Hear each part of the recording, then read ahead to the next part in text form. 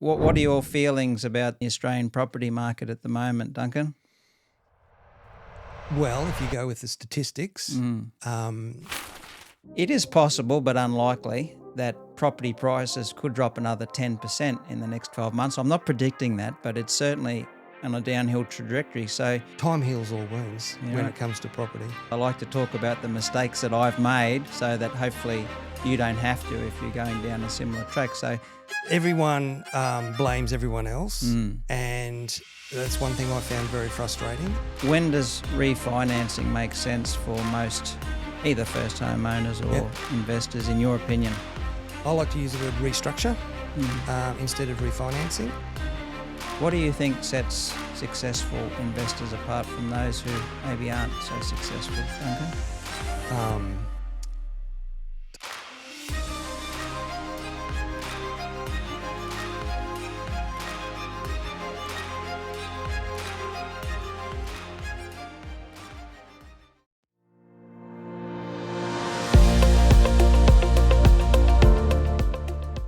Hi, I'm Andrew Wright, Principal of Professional Southport, and this is the Andrew Wright Property Podcast.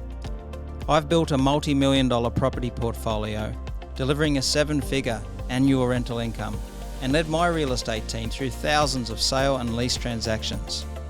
In each episode, I share real deals and strategies that will help you find, fund, and operate profitable property deals. The aim of this show is to provide education and build a community of like-minded investors who can collaborate, share insights, and help each other in each other's journeys. You can make excuses or you can make money, but you can't do both. So come and join us. Hello there and welcome back to the Andrew Wright Property Podcast. Today we're joined by someone who has spent more than 4 decades helping Australians build wealth through smarter financial decisions. Duncan Perkins is an Associate Director of Client Relationships at an accounting firm, Blinks 360 Accounting. Is that correct? Yep. And Principal of a mortgage lending business named Home Loan Essentials. That's it. Duncan holds qualifications in accounting, financial planning, and also holds a real estate license. When advising his clients, he calls his approach getting people fitter financially via finance, insurance, taxation, trusts, estate, and retirement. And that's the framework behind a book he is writing now called Getting Fitter Financially. As part of a joint property development strategy with a few mates, Duncan is out there right now knocking down houses and splitting blocks, a case example that we'll run through shortly. Duncan, welcome to the podcast. Good to be on. Now, I understand your family has had a very long history working in the banks, particularly with Westpac. Can you tell us about the family history and how you got into banking? Yeah, it's been there for a long time. My grandfather started with the little red W's, Bank in New South Wales. It's in our blood. My dad was in the bank. I've been in the bank. I transferred all around the place. I met my partner, mother of our 2 kids, in the bank. She still works there. Still in the bank. And I escaped the bank in 2000. I had a moment and I went into finance broking. So very good. And then that led me into accounting, and that led me into financial planning, and then back to accounting, and now I'm back to broking again. So full circle. Fantastic. And geographically, where did you grow up, Duncan? Well, because my dad was in the bank, Yeah. all over the place. So born in Brisbane, then we ended up in Proserpine, then Toowoomba, then Mackay, then Townsville. So wow. So he got transferred from different... every few years. Every few years he. Why is that? Well, that's the way it worked. That was the way he got promoted. So does that still happen these days? No. Yeah. There's very few banks around in small towns. So when I was at Westpac at Mackay, we had 120 staff in the building. There would probably be 6 or 4 staff there today. we had on average probably over $1 million in our treasury at any one time in cash. We had payrolls of several $100,000 every day for council employees or contractors, etc. So it's totally different. Everything's electronic now, and therefore bank managers are not required to be transferred. They were the kings of the town. They were the community mayors. That basically. industry has changed so much, even in the last 5 years, hasn't it? Yeah, so I call it a service industry. Really? No, it was a service industry. Yeah, it was. It was a service industry. It was based around servicing the clients, looking after the customers. And now it's very much a sale. Yeah. Look, interesting, when in 84, when I joined the bank, in the mid-80s to late 80s, I started into lending, and our book was mainly in lending, was about 80% commercial or small business lending, and about 20% of it was home loans.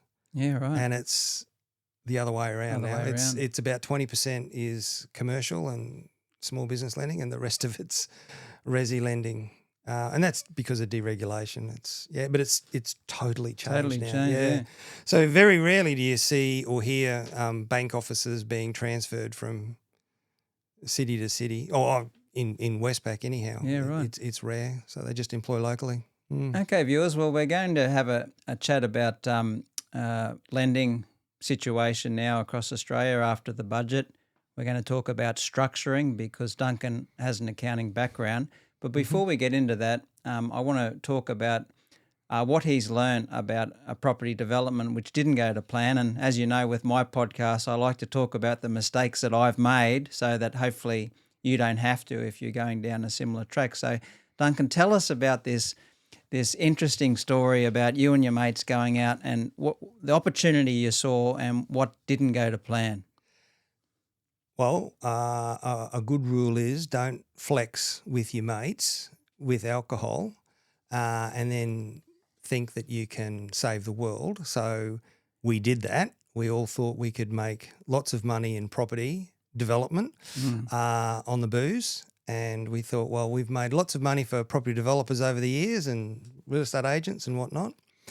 So why can't we do it? And so we rushed in and we bought a property for $950, call it $1 million. And then the agent rang us and said, why don't you buy the one next door? So we thought, why not? So we bought the one next door. Very, very lucky in that those two properties today are probably in the $1.6 million each. What suburb is this, Duncan? North Brisbane. North Brisbane. Yeah, up Redcliffe Way. And we've knocked one house down and split the block, and dealing with town planners and civil engineers and civil works gentlemen and utilities providers, and there's so many council, there's so many lawyers, there's so many people involved in it, and everyone blames everyone else. It is simply like herding cats. But the knowledge and the experience and the wealth of knowledge that we've gotten from it is really a saviour that I can say. Look, we will come out of it maybe 5 years, 100,000 each after tax, maybe. But the mistakes that you've made, how much did you actually have to spend in doing that subdivision? Every dollar we've put into it, we will get every dollar back and probably make a little bit of a cherry on top. But I think the indirect value, I want to convince myself that the indirect value that we make from it will be paramount. That'll be fantastic. So, I've dealt with a lot of developers, I've dealt with a lot of builders over this time, and I have a lot more confidence when I speak to them because we can talk the talk now. So, you were telling me about some of the inefficiencies when you need to rely on the council workers and utilities. Are you happy to share what you told me in the coffee shop about the digging? Well, yeah. So it fires me up as much as it fires you up. So everyone blames everyone else, and that's one thing I found very frustrating. We even had a utilities business turn up. 4 or 5 stop-go people turned up. $60,000-$70,000 for this particular job to get done this particular day. And for one day. For one day, to dig a hole basically and connect up some pipes. There's a lot more to it than that, I suppose. There was diggers and dirt going everywhere, and they rang me up and they said, we've ordered the wrong part to connect up these pipes. We have to close it all down and start again. And we're a bit busy, so it'll be about another 40 or 50 days now. Yeah. But that's just one example of many along the way. I think we're get charged today. We're still getting charged today an inspection fee by a civil engineer to inspect the property, which is a vacant block of land. Yeah. Side by side, $700, $800 for an inspection for them to apparently go out there and say everything's fine with the block. Now, it's $350 for the inspection. But because there's 2 blocks, they charge me an inspection. I'm like, what the hell?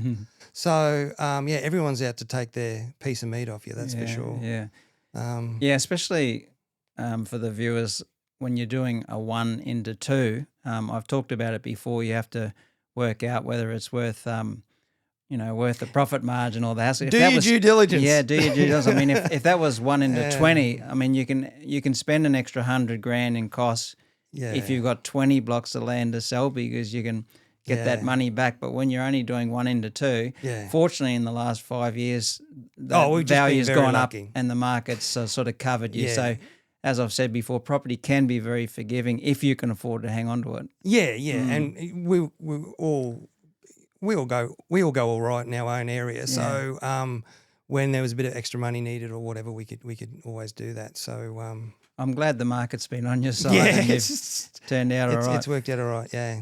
Okay, so let's we've just had the May budget. What are your feelings about the just an opinion rather than fact on the Australian property market at the moment, Duncan? Well, if you go with the statistics, last 4 months since the budget, it's been basically 1% every month. So if you extrapolate that out over 12 months, we could be looking at a 12% drop in property markets across the capital cities, and maybe even more in some of the regional areas. But if you are speculating on property and playing the short game, you could be nervous. However, I think if you play the long game in property, you'll be okay. I 100% agree. Yeah, I was listening to one of the guys from Core Logic the other day, Tim, I think. Tim Lawless, Yeah, and he was saying, which I thought was great, he said that if property has a cycle of 18 months going down, it's back up there after about 18 months to where it was 18 months ago. So if you are buying in the down cycle, pick up on the up. Yeah, you'll be okay. If you're a long term, I can definitely confirm as a active agent. I mean, I showed 10 properties in open homes last weekend, and I can tell you the number of people buyers turning up to open homes has halved. Any properties over 1 million, I'm getting 1 or 2 people turn up. I used to have 4. Properties under 1 million are a bit stronger. I'm probably getting 3 or 4 buyers through instead of 7 or 8. So the people coming through open homes has halved, and from the media reports that I see, a lot of the reason for that is people can borrow 20% less money with those 3 interest rate rises and the abolishment of negative gearing. So I do think that we probably do have a tough 18 months ahead, maybe 2 years, where at best property prices may go sideways. Yeah, but that'll be tough for some, won't it? It'll be tough for some, but it'll be a great opportunity for others. 100%. And I think that you've been selling property for well over a decade, 2 decades. And how many properties have you reflected back in your early days? I don't know, Sovereign Island or Chevron Island or something. And you go, I sold that place for, I don't know, like $800,000, and what is it worth today? Like $3 million and stuff like that. I was in where I live, and just after the GFC, we saw prices get hammered in housing a little bit after the GFC, and I remember our price valued in at about 1.2 before the GFC, and after the GFC, about 2 years after it, it valued in at about 880. And I thought really long and hard and sad for a lot of those people that bought when it was about 1.2 in that area. Yeah. They were down $400,000, which was a lot of money back then, yeah. But those same properties today, they'd be all over $3 million today. So time heals all wounds when it comes to property. Yeah. You have a mortgage lending business, and your son Jack works in that. Have you seen, since the budget in the last few months, any change in the number of lenders looking for pre-approvals? Let's go first homeowners and investors, treat them separately. Have you seen a big drop? The inquiry is still fairly strong across the board. I think the investors, it's a bit tricky. I was talking to an agent the other day. How's the market going up there? He was ringing from Kedron, and he said, "Oh, a lot of investors are buying," and it got me thinking. I said, why would an investor be buying, especially after the budget? Because there's no negative gearing, there's no capital gains tax is a lot worse than what it is, minimum 30%. And it got me thinking, I think that those investors are investors just for the loan application, in that they're probably selling their principal place of residence, but buying first as an investor in inverted commas, and then would be then selling their home to then live in that new property, which is so statistically they're investors. And I think the other thing that a lot of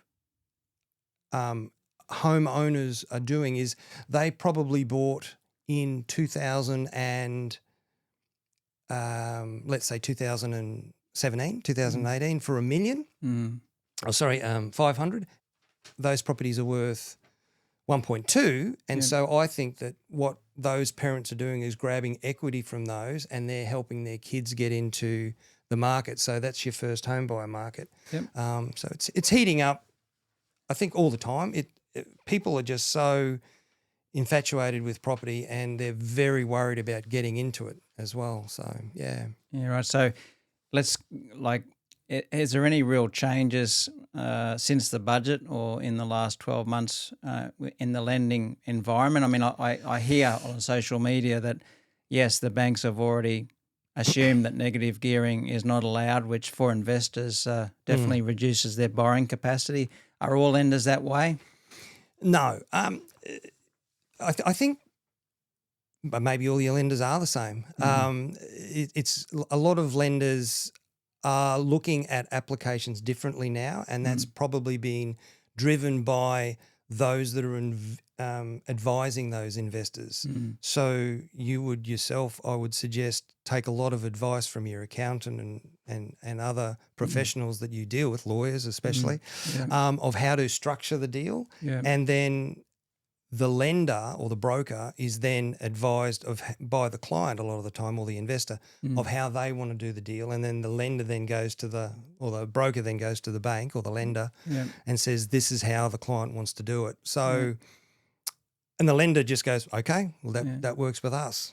Let's talk about those pre-approvals. How long do they, let's say Westpac, for example, do they have I don't do a lot of residential loans myself because I mainly invest in commercial. How long do these pre-approvals usually last? And is it common for banks, when you have interest rate rises, just to come back and say, oh, we're not going to honour that pre-approval because rates have gone up 25 basis points? Yeah. It's very disheartening, and it's very stressful from a broker's perspective as well, because you do all of this work, you do all of this pre-work with the client, and then 3 months, 4 months down the track, it all falls apart. So especially when you get interest rate rises or you get changes in policy, some lenders add 3% on for the margin, and others do the margin at 1%. But I think that if there's a broker out there that has 20 or 30 different lenders at their disposal, and then you also got private lending and you got second tier lending. If you can't get a deal over the line, they probably shouldn't have that loan. To be honest. I agree. Yeah. I'd imagine I'm not sure if you ever track your own numbers in the home loans business, but a fair bit of business from a mortgage broking business model usually is refinancing, not just new investments. Yeah. When does refinancing make sense for most either first home owners or investors, in your opinion? I like to use the word restructure instead of refinancing, because if you can restructure with the lender that you're currently with, you'll save possibly a lot of upfront costs to move to the next lender, such as maybe new mortgage insurance and other fees. And then there's release fees, and then there's re-registration fees, and possibly lenders' charges and valuation fees. So sometimes a lot of the time you're better off with the lender you're with. So restructuring with the current lender is a great thing. And we try and review every 12 months or so. From a broker's perspective, ideally you would try and refinance that client to another lender, especially to get them a much, much better deal. And the thing is that lenders, they've got their margins worked out on the profit on that client.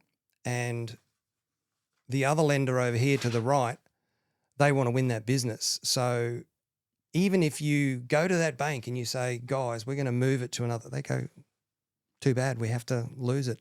So you're still doing the best thing by yourself as the broker, but you're also doing the best thing by the client. I think as long as you're always trying to do the right thing by the client, it's but restructuring is very important. Yeah. I think just I'd like to share with the viewers a couple of experiences I've had personally in the last couple of years. One was a couple of years ago in my business, I didn't have much profit, and I knew if I did a full doc loan, I wouldn't qualify with another bank to refinance an office premises I had. And I actually faked a story with that bank and said, look, your interest rate's way too high. I'm going to refinance with another bank if you don't drop it. They were ripping me off. And they, with that one phone call, because of the threat that I was going to refinance it, they dropped my interest rate 1.1% immediately. It was a variable rate. Yeah. Over 1% reduction from one phone call because I bluffed them. I'm not good at poker, but I did bluff them because I knew my financials weren't very good for that particular year. I wasn't going to get a full doc loan, but I told them that I was going to refinance it, and they dropped the rate 1%. Another example of a story where it did help me to actually go through and refinance was I had a one particular lender who didn't want to lend a higher percentage to my trust on that type of property, and another lender would. And just simply on the LVR, maximum LVRs that those banks, the new bank was going to lend me, I went and redrew out a whole heap of equity so I could continue buying property to build my portfolio. And, the other thing is say that to your broker as well. Yeah. Because a lot of the time we want to hear that. Yeah. We hate it when we feel like we're being played up on, right? We feel like that guy that the wife's been playing up on us. So if anyone's listening there, don't be afraid. Don't be backwards in coming forwards. I say that to clients a lot. Come to me and say, I think we're getting ripped off. If I don't listen to you, then okay, fine.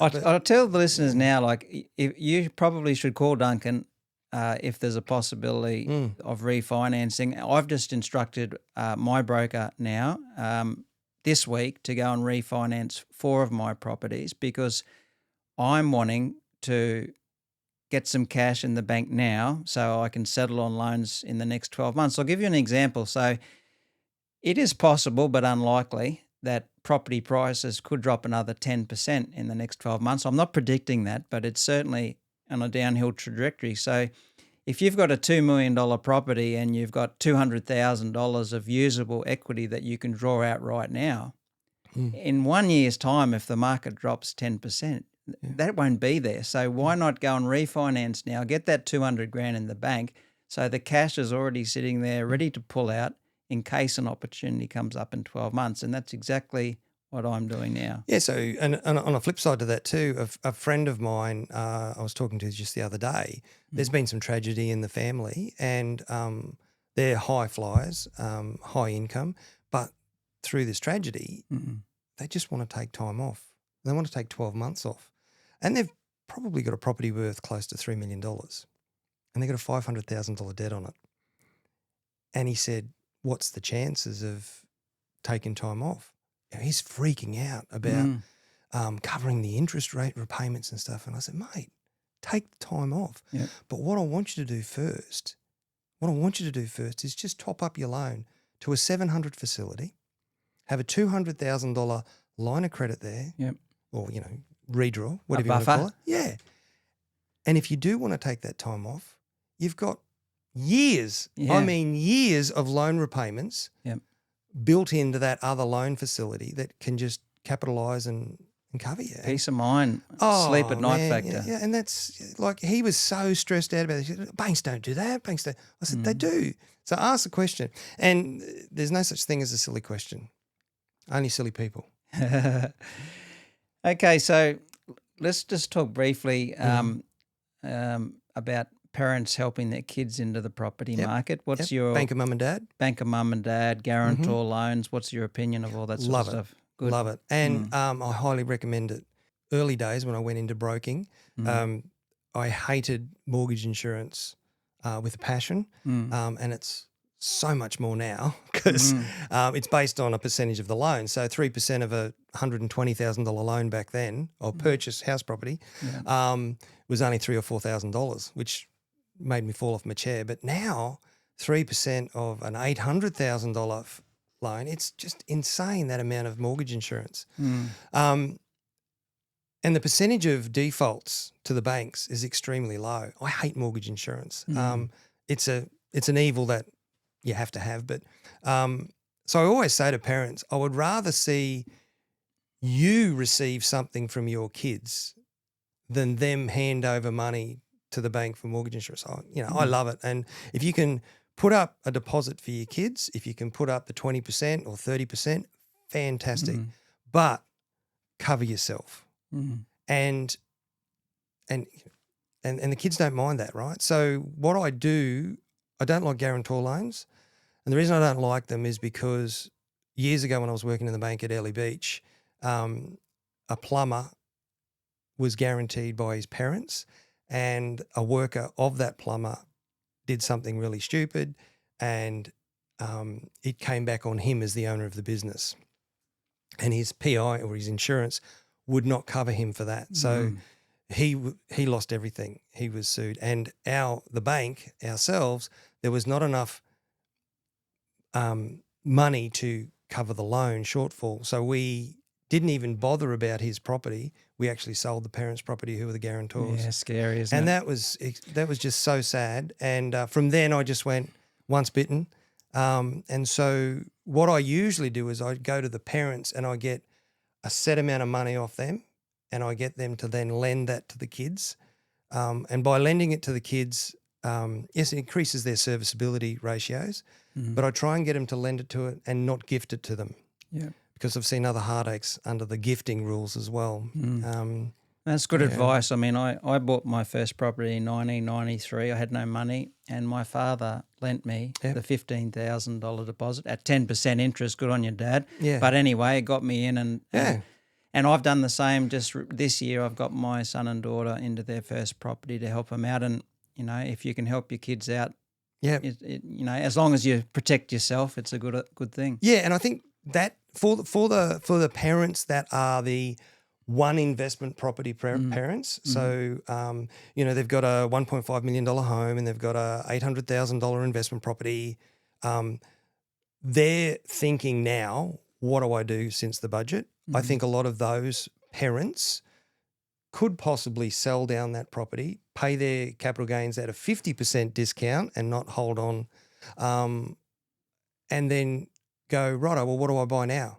Well, invest it in your kids and buy property in your kids' names, get your kids into the property, because then any capital gain in the future, that's the kids' capital gain, no tax. Yep. You're going to give it to them anyhow most of the time. So let's expand on that. I mean, I do see, I think it's highly, highly likely as a result of the capital gains tax discounts and loss of negative gearing that there will be a lot of people in this country that actually decide to put more money into their principal place of residence because of the tax-free status of your principal place of residence. And from a arbitrage point of view, what I will say as a real estate agent, even in the last 3 months, is I mentioned just before, I'm still getting a lot more people come into open homes for properties under $1 million. They haven't been affected as much as stuff over $1 million. So if you want to upgrade, let's just say your property under $1 million property might have gone down 5%. It's down 50. Well, if you're wanting to upgrade now to a $2 million property, that $2 million property would have fallen 10%, which is $200,000. Yep. So you're down 50 on your current one. If you're wanting to upgrade at some stage in the future, there's probably a $200,000 drop on that $2 million one, and that's the arbitrage where maybe now's not a bad time to be selling your $1 million property, upgrading to the 2, which is all going to be in that CGT free environment of your principal place of residence, provided you talk to Duncan or your whoever your broker is with, and you got the cash flow to service it. Yeah, I spoke to a mate the other day. He's got 3 investment properties, all on the Gold Coast, and he also lives on the Gold Coast, and he is close to retirement. And if he sold all of his properties, he'd have $4 or $5 million in the bank. He's done really well. So he came to this country 20 years ago with nothing, and he's done very, very well for himself, and good on him. But we were sort of working out a bit of a plan for him, which I call tax planning. It's not really financial planning. And he was going, why don't I just sell my principal place of residence? That's all tax-free. I said, yes. And then he moves into the investment property, one of the investment properties. And I said, you still got that capital gains tax that you're going to pay, but it's at 50%. So he's now quarantined in the future for that 30%, that new capital gains tax that's in place. Right. So it's an interesting play. It's even, so selling your principal place of residence now is a way to arbitrage, as you say. If you're upgrading, Well, even moving into your investment property. So, yeah. You know what I mean? Yep. So because then you're putting a fine line on that 50% capital gains tax, because there's no capital gains tax on your principal place of residence from the date that you move into it. So some really cool conversations should be had in that space, most definitely. Questions, opinions. Just remember everything we talk about. Like, certain people have certain things they're trying to achieve in property. So you really do have to get individual advice. But just as a general rule, do you like fixing interest rates or variable? I've been burnt giving advice on fixed rates, and so I'm very heavy on variable. Me too. And the thing about variable is things change all the time. You were talking about refinancing and restructuring. Life gets in the way, births, deaths and marriages. But the way that I see fixed rates is it's like an insurance policy. Yep. If you feel that you really need it, lock in maybe a percentage of it. So a split fixed variable. Yeah, I think that's good advice. I mean, I remember I thought I was smart as a financial planner because I followed markets every day for a living. That's what I did. And I can't remember the year, but I remember I fixed for 5 years my home loan when I thought, there's no way, based on the last 30 years, interest rates aren't going to go down anymore. And guess what? They continued to go down. And then later on, when I wanted to refinance out of that one, the bank sent me this break fee. And it was like $50,000 because I borrowed up. It was a large loan, $50,000 to change the loan as a break fee. Once bitten, twice shy. And so it happened to a young couple that I saw in Early Beach. And they came in and they said, we've seen interest rates come from 18, 17, 15. They're down to 12. And I said, take it. 5 years, 12%, so good. And then I saw them at 9% and 7%. And they were locked in for 5 years. But I don't think their break fee was $50,000. Well, it was a $2 million loan on that particular facility. Okay.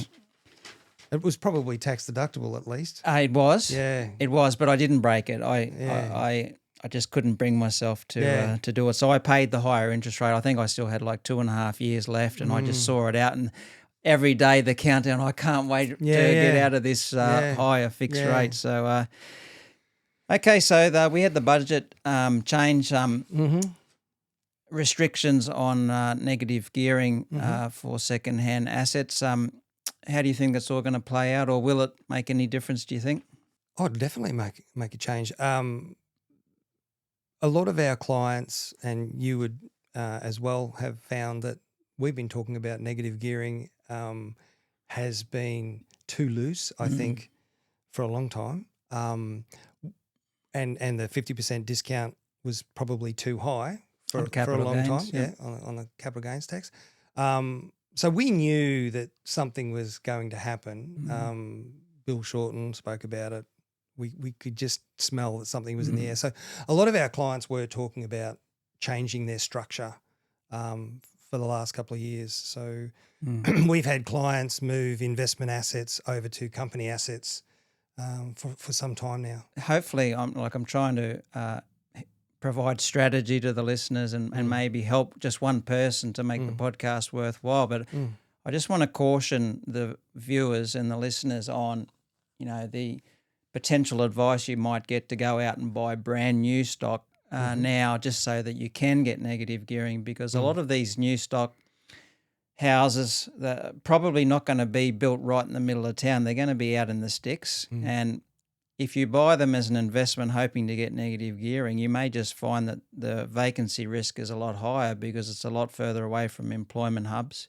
Yep. And the people selling you those new homes, I know as an agent, they might be getting 30 or 50 grand commission for selling you that home, and you're the one paying for it. So just be very, very careful with your strategy going forward. If someone tells you that, you need to go out and buy brand new stock, is just one tip that I'd give. And the other thing is that builders are doing it really tough. So you could find that a builder goes belly up halfway through your project as well. Absolutely. I've seen that many times. And the new builder that takes it on says, I'm sorry that there's a slab and there's a frame and there's everything, but I'm not touching it. Yeah. And the whole thing has to come down again, and you got QBCC, and it just goes on.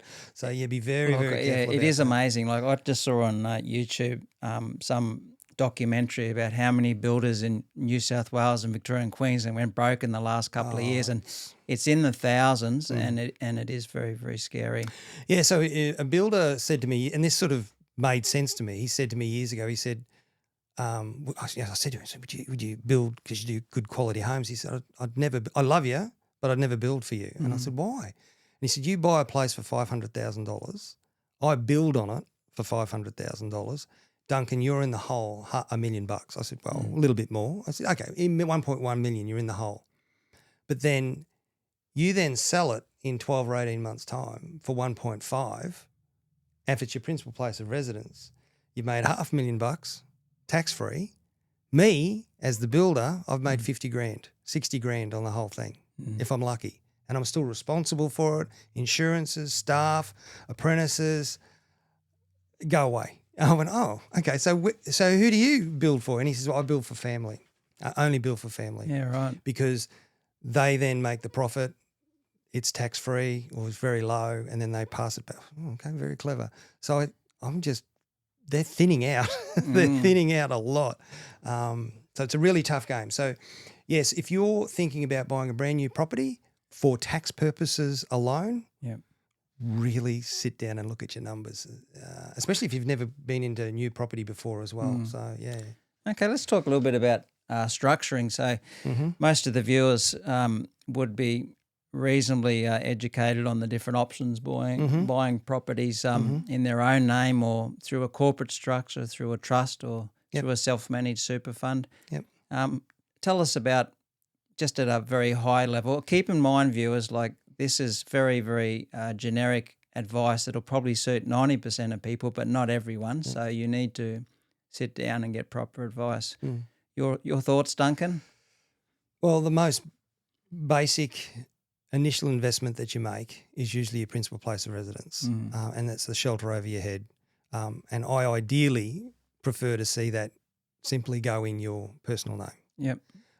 Or if it's husband and wife, joint tenants. And obviously the difference between the two, tenants in common, and it runs through the estate and other things like that.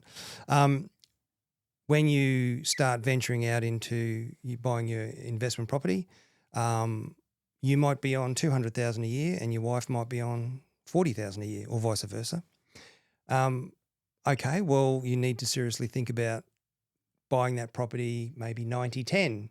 So 90% in your name and 10% in your wife, tenants in common. Trust structures were an okay thing to think about a little Up while to ago. now. Yeah. Yeah, up to now. Yep. Trust structures are probably not that sexy anymore. Mm.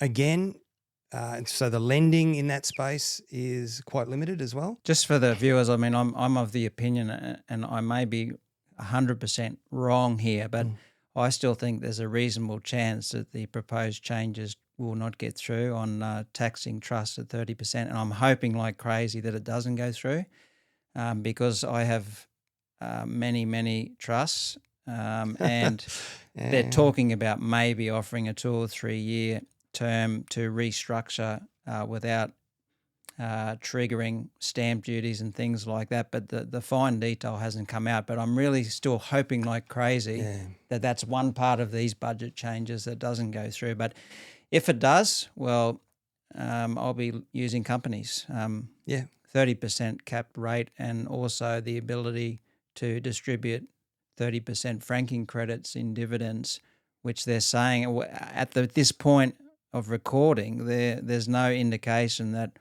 a trust will be able to pass on a 30% tax credit once it actually pays tax, whereas a company can if it's structured the right way. Yeah, so I think there's a couple of mandates going on here. One is the AML, which you love. So anti-money laundering. So, finance brokers, accountants, Real estate agents, buyer's agents, they're all under anti-money laundering. Yeah. And the amount of paperwork. It's a nightmare. It's ridiculous. It's scaring off buyers too. I signed a contract a week ago, and the buyer for 5 days was saying that they didn't want to provide all of this stuff because he didn't know who would have access to it, and it almost killed the transaction. Yeah. That's how serious it is. Yeah, so the knowledge that the ATO possibly wants, ASIC, AUSTRAC, that they want, I think a lot of it is got something to do with AML and tax law, and they're trying to bring it all together.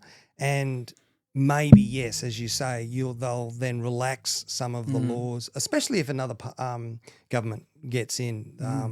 I think they're even making promises, the LNP, that they will put an axe through most of the budget changes that came out. So I don't know if they will, but yeah. Look, I just want to let the viewers know, because most of you probably haven't bought or sold a property in the last 1 month. I mean, we're towards the end of July now. This has only just come through from 1 July. But just so the viewers know, from 1 July 2026, whenever a real estate agent signs up a client to sell a property, we have to comply with new anti-money laundering obligations, which means verifying who the seller is, getting all the 100 points of ID or whatever is required there.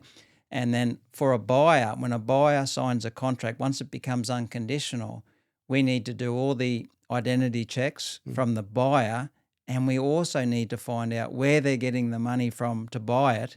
And we have to fill in a thing called a suspicious matter report if we think that it could be a dodgy source of funds, and send it to a government department called AUSTRAC so that they can investigate the buyer to make sure that they're not laundering money from some illegal activity. Now, it sounds like a very simple thing, but this is literally adding a lot of expense to real estate agents' operations, and it's certainly... and broking as well. And also... accounting. A lot of time for buyers and sellers of extra administration just to get a transaction across the line. And the thing that scares me from an accountant's perspective, just a simple story, it's never happened with me, but imagine if someone came to me and I was suspicious of their money straight away, and the neck tattoo was kind of a dead giveaway, and they turned up on a rather large Harley Davidson. I'm not going to look after that person. I'm certainly not going to say, I think I need to do a suspicious activity report on you.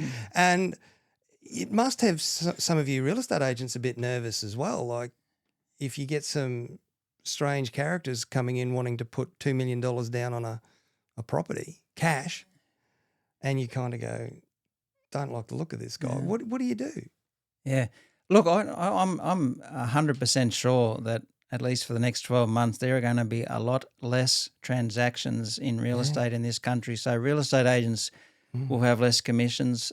Loan lenders, mortgage brokers will probably have less commissions. And all of the budget changes and combined with all of these anti-money laundering requirements, it's going to be a tough 12 months if you're relying on transactions. So brace yourself for it because it's a certainty. Yeah. Self-managed super funds, the Yep. lovely Labor government has just abolished non-recourse loans, which effectively means that you can no longer borrow for residential property. Resi, yeah. But you can for commercial. Yep. So do you get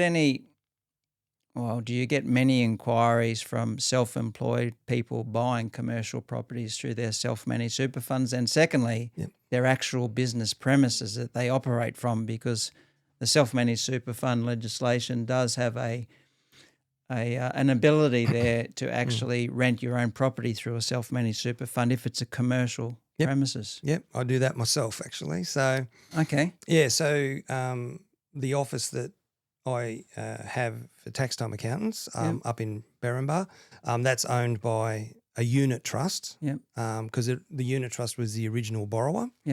And then all of those units over time, when the loan was wiped out, all of those units are now 100% owned, or were owned by me, and now those 100% of those units now owned by the self-managed super fund. So you can imagine AML rules when I try and lease that place out now. I've got to get all of the documents of the trust deed of the unit trust and all the documents for the self-managed super fund. But apart from that, that works really well. And the great thing about that is they're not affected through the budget change. So the 50% discount, and because I'm nearly 60, the sale of that asset in the future will fall into the tax-free zone, which is fantastic. So buying through a self-managed super fund is a pretty cool way to go. Just be very careful about your return on investment. So I've probably shut down more self-managed super funds than I've set up over the years. And that's because the poor bugger's gone along to a seminar of sorts, being convinced that a keyword is control. Get control of your money. My thing is, if you have no control over the market that you're investing your money in, there's no point having control of your money. And if you've got a super fund that's giving you 10, 12, 15% some years net after all expenses and headaches, and you don't know much about property, you please leave it in there until you work out how to do it. So look, one thing viewers will get from my podcast is transparency, and I'm open, honest, and fair. And I just like talking about my mistakes. And let me tell you, I set up a self-managed super fund in the mid 2000s, and thought that I could do a great job with the money, and I gambled away. I still have to this day $600,000 I lost share trading in my self-managed super fund because I wanted to control my money and I could do better than the managed funds. But because I was share trading in the GFC time of 2008, I gambled it all away. And sometimes, even for experienced, trained financial, and I've got graduate diplomas in finance and investment and all these types. The diploma of financial planning, doesn't matter how good you are, sometimes markets can wipe you out. So just be very cautious if you're overly optimistic about making money with these super funds. But the reverse side of that is I do consider it an extremely low risk strategy if you're buying a business premises that you're already renting anyway. Goes well. And it's a really, really good idea. And Duncan just mentioned the opportunity. Yeah, so my business rents that property from my self-managed super fund. So my business gets a tax deduction at 25 cents in the dollar, pays it into the super fund, which pays tax on that at 15 cents in the dollar, but nothing in pension phase. But so pays 15 cents in the dollar on it. Yep. And then if it sells it in the future Mm. before the age of 60, it's taxed at 10 cents in the dollar. Yep. Or nothing If later you've started a pension, yeah. Yeah. So Yep. like fantastic. So a really good space. And there's a little bit of work, okay? So you've got to get valuations every year and you've got to get it audited every year. And there's there's a lot going on there. And you make a couple of steps wrong in it and you've got a non-compliant super fund. I've seen people take their money out of their super fund, and I've done silly things in that super fund. Like I think I spent money on something. I didn't have the lease right. And the auditor picked me up on the lease, but it was going for 2 years before the auditor picked me up. Yeah. And I said, "Why didn't you tell me about this in the first place?" And they said, "Oh, we're watchdogs. We're not bloodhounds." So, oh God, This is all serious stuff, folks. Like the potential penalty for a non-complying super fund is 47% of the fund assets, not the income for that year, but 47% of the fund's assets, or it was back in the day when I was advising. It doesn't come from the members; it comes from the trustees. And it's pretty scary stuff. But this particular strategy is such a great strategy, because what Duncan has just said is the business can still get a tax deduction for the rent paid to your super fund. The super fund's only going to pay 15% if it's in accumulation phase. And the big strategy that's always been around and remains untouched with the budget is, if that asset has gone up significantly in value, defer the sale until the fund members commence a pension. Yeah. Because when you commence a pension in a self-managed super fund, it changes the tax status to tax exempt, and you pay 0% capital gains tax. So get advice on that. Don't listen to my strategy there without talking to your accountant or Duncan or whoever your accountant is. But it's always great to pay a tax rate of 0%. Yeah, absolutely. It's that one space that you can really take advantage of. Mindset. You've helped a lot of people over the last 30 or 40 years as an accountant and also as a mortgage broker. What do you think sets successful investors apart from those who maybe aren't so successful, Duncan? Take your time. Structure. Yeah. I think I've seen so many frustrating structures, and by the time they've come to me, like one of the things that I just say to a client the other day, I said, "You should have spoken to me 4 months ago, before the end of the financial year." And it was just a simple thing. It was concessional contributions. They earned about $60,000 for the year. That single lady. She owns her house outright and other things like that. And she earned another $50,000 or $60,000 through her sole trader business. Yeah. She didn't pay any tax on that. And I said, and she said, "I don't need it." I said, "If you just push that into your super," because she's got a low super balance, she could have made carry forward concessional contributions. I've just got, oh man, you wouldn't have paid tax on any of that. Yeah. And she's got an existing tax debt that she's paying off from the previous year. I said, but structure is very, very important. Again, you were just talking about super funds. Think about putting it in the super fund instead of putting it in joint names, or superannuation, if you want to keep talking about superannuation, but owning. I saw a beautiful lady the other day. Her brother passed away, and when he passed away, she was the sole recipient of the super. And you know what happens to super if it's passed on to a non-financial beneficiary? If it's a non-financial dependent child over 18, 17%. Yeah, he did no recontribution scheme. Yeah, just so. Ask a question here, ask a question there.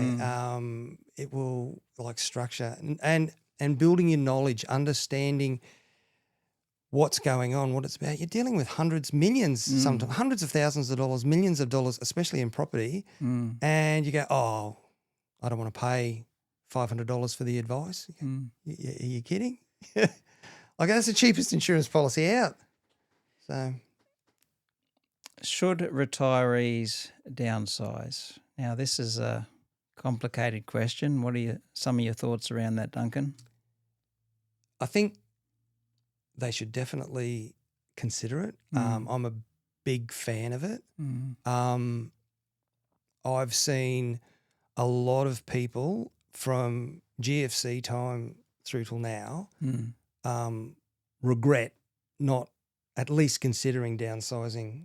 And when it is time that they have to downsize, it's usually well and truly too late.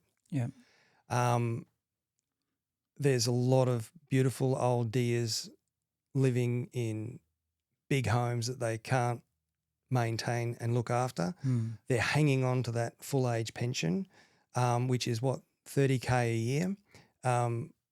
And, you know, I have a joke, it's probably not that funny, but what's invisible and smells like pal?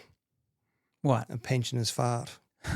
And that's because that's all they can afford to live off. And they're sitting on a $1.5 or $2 million home and going, well, that's it. I want to hold my own pension. And you go, yeah, but if you sold this, you'd have $750,000, $800,000 earning you pretty good coin. You've got the downsizer rule, which is $300,000, can go straight into pension phase for you. You'd probably earn more than 30 grand a year, and you'd have a much better home and in a much better place. But so please, consider those things. I think ideally you should start thinking about retirement when you're in your 50s. I see a lot of people with lumpy assets in their 50s and very, very small superannuation balances because they've been concentrating so hard on paying off the home loan and paying off that and negative gearing, and they've got so much or so little sitting in super. And usually and now with the tax rate now not discounted by 50% on capital gains tax, they're regretting that they didn't do something with that lumpy asset or restructure things or put something in their kids' names or other things like that. And these, a lot of the times with me anyhow, I'm the world's worst financial planner. I just sit down and I tell people, do this and do this, or consider this or consider that. It's not financial advice. And someone says, oh, you're giving financial advice. Well, sue me. Who's gonna sue me for just saying, look into what an ETF stands for or you know, whatever. I'm not telling them to buy BHP shares. I'm not telling them to margin lend. I'm not telling them to buy silver. I'm just saying, look into those things, check it out. Yeah, so it is it's an interesting topic, but one of the structural problems in this whole housing shortage in this country is based around the legislation, because a lot of these older people have owned houses for 20 or 30 years. They're worth millions of dollars and they might be 5 bedrooms and there's no kids living there anymore. But one of the reasons why those older people don't sell is because of the assets test limit for Centrelink, which you're only allowed to have $500,000 for a couple outside of your own home and still qualify for the full pension. And if they sell a $3 or $4 million home and buy a $1 million apartment somewhere, there's another $3 million that goes into investments and they lose their whole pension. So, you know, it's a structural problem which maybe could be partially resolve the housing problem if the government could find some sort of incentive for those downsizers. So kids, if you're listening, buy your parents and put a granny flat on the back of your yard for them. That's probably another thing. So I've seen situations where the parents have sold their property for $1.5 million or $1 million. They've then spent, say, $400,000 on a granny flat. Nice granny flat, on the back of the kids' property. The parents are happy there. The kids are happy with the parents living there. The parents still get the full age pension because the asset test is a lot higher. And they're living there rent-free. And they're not stuck in a nursing home. They're not living in their house that's falling down, and everyone's happy. The real estate agent sells the property and away we go. So, look at all options, I think, and pick the best one. Okay, well, look, final advice, Duncan, is there any advice you give to first homeowners or investors in relation to property in particular? I think a lot of first homeowners out there are living with, say, they're living with their kids. They're living with their parents. And they're paying $30,000 a year rent somewhere, and they're saving $20,000 a year. So, and that's all they can save. So, in other words, they're spending 30 and 20. So they're dropping 50 grand a year on accommodation, you could call it. if they're now looking at buying a property that's going to now cost them $85,000 a year, they can only afford 50, but they're now saying, oh, I can afford 85. There's a reality check that you need to do there. Yep. But again, you're dealing with high emotions, and it's the only way they can get in the property market. That's why family has to help out. And I think that if it is depressing, or if it seems like a mountain too high to climb, I know when you probably bought your first property in 90s, it seemed like a mountain too high, and you go, my God, how am I ever going to pay this off? You will. Time heals all debt. Inflation reduces debt. And I think don't give up hope. Keep focused, and there's a lot of people around you that will want to help. You're big on education, so would your advice also to be young people to educate themselves? Absolutely. So a lot of people say to me, is it property or is it shares? I go, well, property and shares run third for me, and it's an equal third. I always say education is your best investment. If you can, invest in your own business. And then lastly, property and shares. Fantastic, Duncan. Thanks for your time. Where can people get hold of you if they want to contact you? They can just Google my name. Duncan Perkins? Yeah, or duncanperkins.com. I've got a very bad website. You could also find me at duncan@homeloanessentials.com.au. Thanks for your advice, Duncan. Peace out. Thanks for listening to the Andrew Wright Property Podcast. This is all about building a community of like-minded investors who can share real-life stories, experiences, and collaborate with a view to helping each other. Join us. Get in touch through the link in the show notes. I look forward to you joining me on the next episode.